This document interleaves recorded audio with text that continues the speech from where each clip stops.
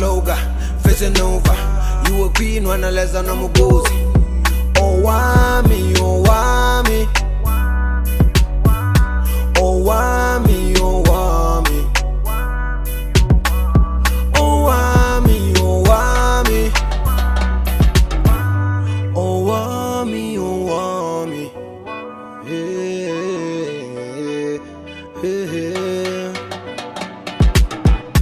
Girl, you're such a powerful woman. Hi ninjas, how are you doing? It's your girl Owamie aka Miss Fia Focal, reporting back for our entertainment. If it's the first time joining me, I'm most definitely welcome. Please do make sure that I subscribe and obviously hit the bell. I absolutely love you, and do not forget follow me on Instagram, TikTok, and Twitter. It's at boldly Owamie. Now my ninjas, wow. I don't know if you guys can see me, like it's like ciao. I am not okay. I am not okay whatsoever. I am not okay. My heart is broken. My spirit is really honestly down, you guys. And the 3-part series documentary of TB Joshua that got dropped by BBC is wild. If you want to watch the full three parts, you can actually get them here on YouTube, which I was just so grateful, because I'm like, like some of us don't pay on DSTV, so you know I was happy that it was actually here on YouTube. And when I tell you guys that, I just have to say bravo to BBC Africa. You lot did that. The amount of journalism that actually has to have gone into that documentary is wild. When I tell you guys that they literally went all out, and so I'm really honestly glad. Like, I do have to say that I am honestly just super impressed at the level of journalism that actually went into this, because I do feel like nowadays our journalists are lazy. They're just like YouTubers, you know. We are not journalists. We didn't go anywhere, you know, to study, but I just feel like we're on the same level. Some of us are the ones that are actually bringing exclusives. They can't. But with this particular one, I felt that there was a lot of work that actually went into this documentary, that for you to can sit and say that no, actually that thing does not make sense, or that thing is like, in my personal opinion, you gotta be demonic. Okay, you need deliverance, you need saving. And remember, that's my opinion, and this is a free country. I've got freedom of speech. I believe everything that was said in that documentary, and that is me. Hence my heart is just so broken. So obviously, if you're someone that has not watched the documentary, I would go ahead and say there's gonna be some spoilers, so maybe you can go and watch the documentary, then come back for the commentary. If you're someone maybe that just, you know, you don't have data, because I know that that's an issue, and you won't be able to maybe watch the full 3 because it's almost 3 hours, you know, it was almost like an hour for each 50 something minutes, then you know you can definitely stay by, so that I can go ahead and just give you guys sort of like, you know, a summary of what happened, and obviously reacting to everything that was actually there. So basically, guys, like let me have this, and that's just juice, by the way.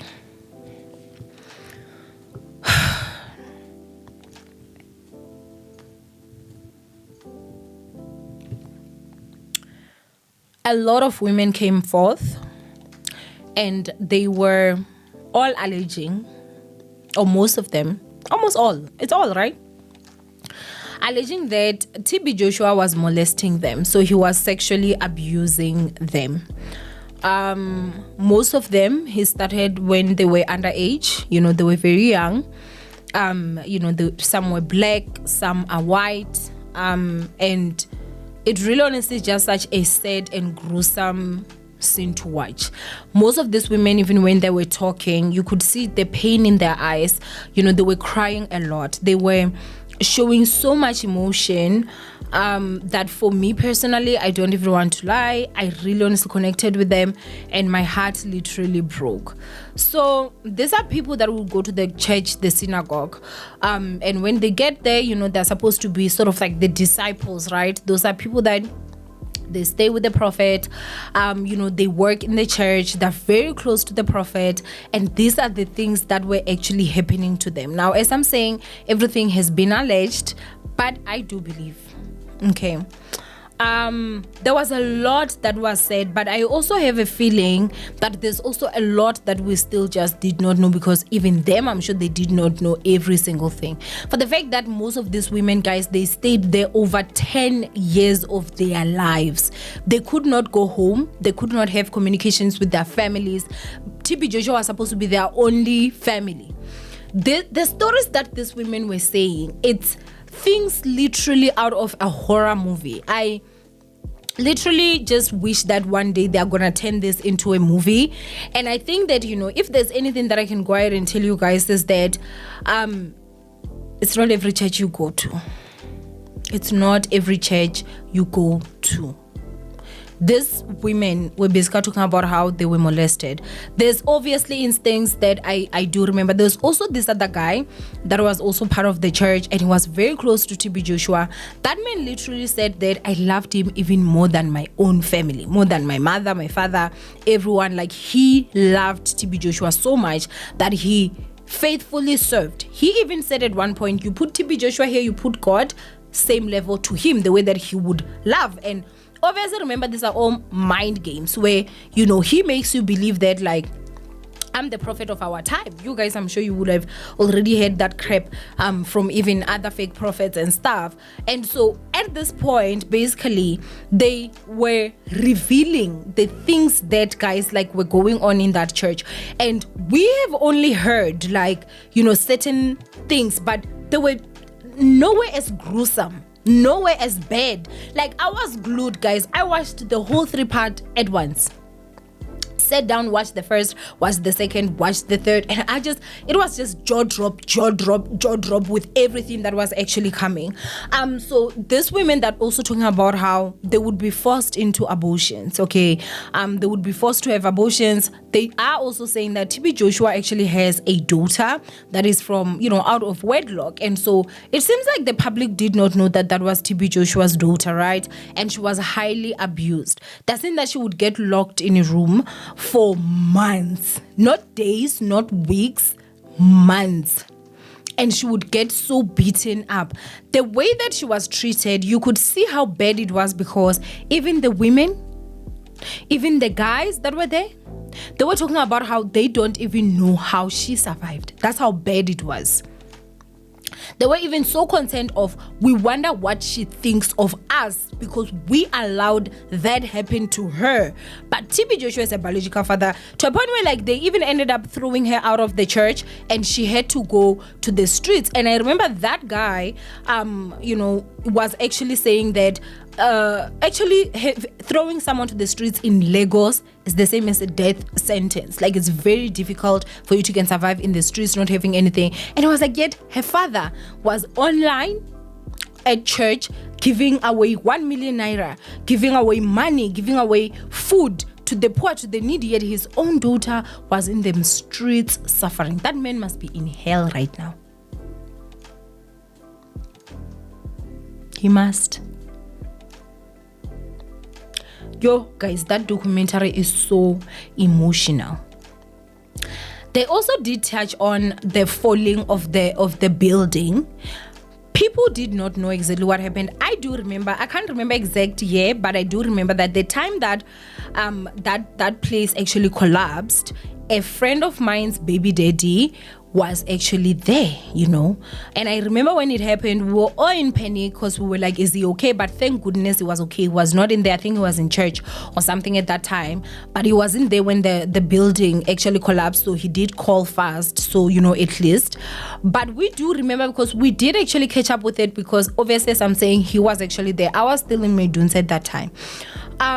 We finally found out that actually the reason why the structure did collapse, the allegations are saying that it was because the foundation could not handle the height at which the building was built. And that's in that TB Joshua was told to say, listen, it cannot go as high as you want because of the foundation structure, but he said, do it. He literally put so many people's lives in danger, and unfortunately, people lost their lives. To rub insult to injury, he then went on to try and pay the victims' families hush money. They're saying that it was cash that was going to be given to these people, and when you don't take this money, they would now threaten you. Your dead one, your loved one is not going to rest in peace. You are blessed that they died in church, they went to heaven. No explanation. They were not being given explanations. I remember this one lady that was talking there, and her daughter actually unfortunately passed over there. When she actually said that, I thought that the church was the safest place. I raised my children in church because I believed that it was a safe place. I did not know that I was sending my child to die. When she said that, the way she cried, I was just sitting there crying because I'm also a crybaby, But that was just so emotional. She was even showing the fact that when her daughter left, there was a teddy bear in her house. She was even saying that, listen, please take off my teddy bear until I come back. And imagine the excitement that you have to actually go to a church where you watch these things on television that are highly manipulated, and you do not know, you go there and you also lose your life. Somewhere where it's ungodly even to be there. That part really was so painful. And I think that the fact that people right now, others, they claim to be prophets and pastors, which they're fake, most of them, and they want to act like, this is an attack on the body of Christ. That crap that bothers me so much. They literally even played a voice recording of the audio that TB Joshua himself actually sent to the mother, to say that they need to take the money. And then also she said he would send her videos of if you focus on what you've lost, you will lose what you have, stuff like that, as if she needs to just move on and leave her child behind, not want maybe answers and everything, after they were only contacted 5 days later to be told that your loved one is dead. Imagine, guys, the level of pain you have to have been as a parent, not knowing where your child is for 5 days, and no one has actually said, hey, let's call and let's talk to them. Next thing you know, they're bringing money, as if money is actually going to even help with your pain. To see how much he actually valued human life.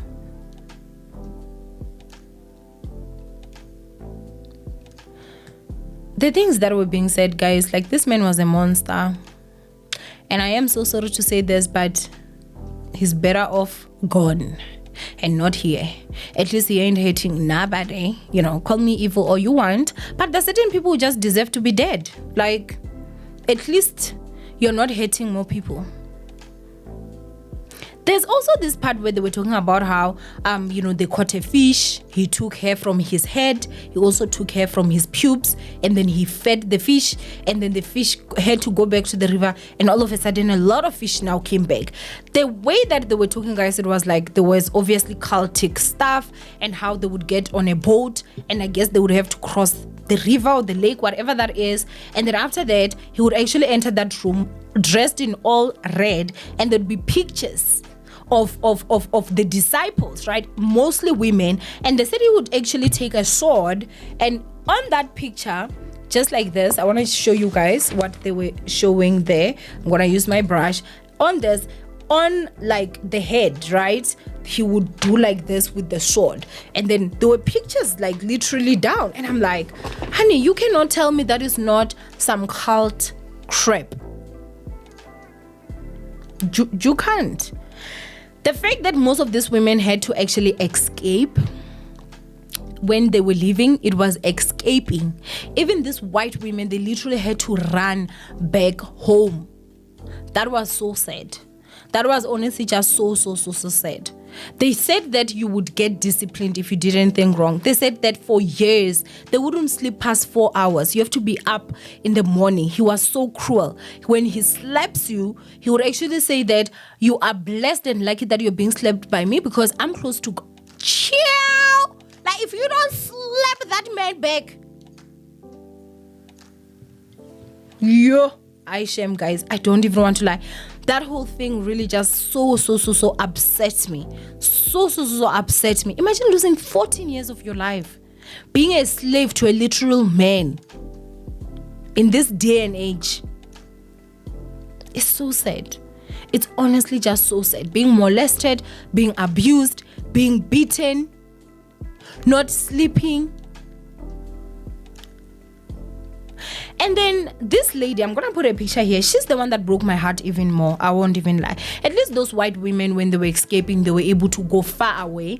But I remember this woman has been trying to tell everyone, even when TB Joshua was still alive. They painted her like a crazy woman. She has done interviews, I remember I have seen. They painted her as a crazy woman. On this documentary, guys, the white woman, she actually spoke about it to say, we were told our mission was to discredit her. There were videos that she was forced to have to record and say, under duress. And then after that, they would actually cut clips on that and make it seem like she was just saying these things and say, is this the type of woman that you would believe? They literally painted her like a crazy woman.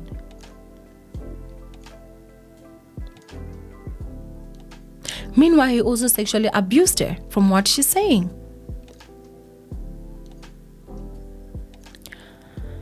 There's so much that literally went on into that documentary. Trust and believe, the 3 parts you watch and you feel like it was 5 minutes. That is how interesting, how just, as I'm saying, guys, the level of journalism that went into that, I'm just so impressed.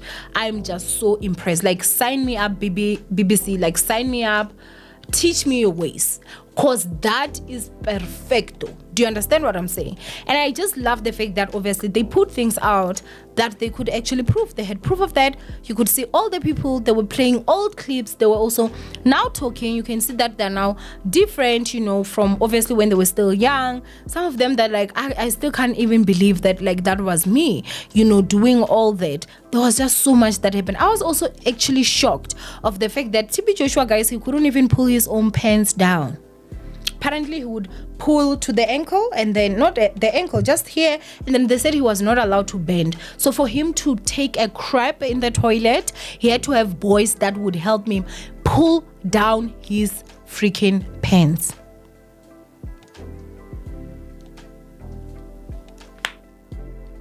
Hey, I thought I've heard it all. I thought I've heard it all, but clearly not, because this one is a new level of craze. The guy that was talking, he said that there was no privacy whatsoever. Like, you see him naked because you have to pull his pants down so that he can take a crap. He can't bend. If you make a mistake, they're gonna beat you. The other one that was so shocking was that I heard that one of the disciples was actually so tired that they slept and their mouth was open. And then TB Joshua said, two boys, I don't know how many, 2 or 3, and he said they should go and pee in that man's mouth or that disciple's mouth. Imagine what level of stupid nonsense evil is this. What? Yo, guys. The things that were there. And now I stand to be corrected when it comes to this particular part, but if I'm not mistaken, I think this documentary was started when TB Joshua was still alive. So he must have known that this documentary is going to come, because I think that they did say that he passed whilst they were still shooting the documentary. And of course, the women that they were saying that, one woman was saying that I was so shocked because I really thought he would never die. Like, the way that he would put that fear of Jesus in you, it's almost like he's God or something. Like, like she thought that he would never die. And I think that some people are just sitting there and they're like, how can you go through all this? Why would you not do this? Why would you not do that? Because guys, remember, brainwashing is a literal thing. You can literally be brainwashed and you don't know that you've been brainwashed up until you've actually gone through the recovery process. So whatever it is that you see and you're being manipulated into, and I don't know what the crap was, that chende of the knife, of the sword going into pictures. I don't know, maybe that was supposed to make you just blind to everything and you just look at everything that he does, that obviously it is well. Because how do you even let a man that raped you and you still call him father, you still serve him as if this is a man of God, and you don't see anything wrong with that? It doesn't make sense. But in the world of you being brainwashed, you can literally do anything. You guys remember there was this at that time where I can't remember which country that was, but was it not in America or something? There was these people of a church.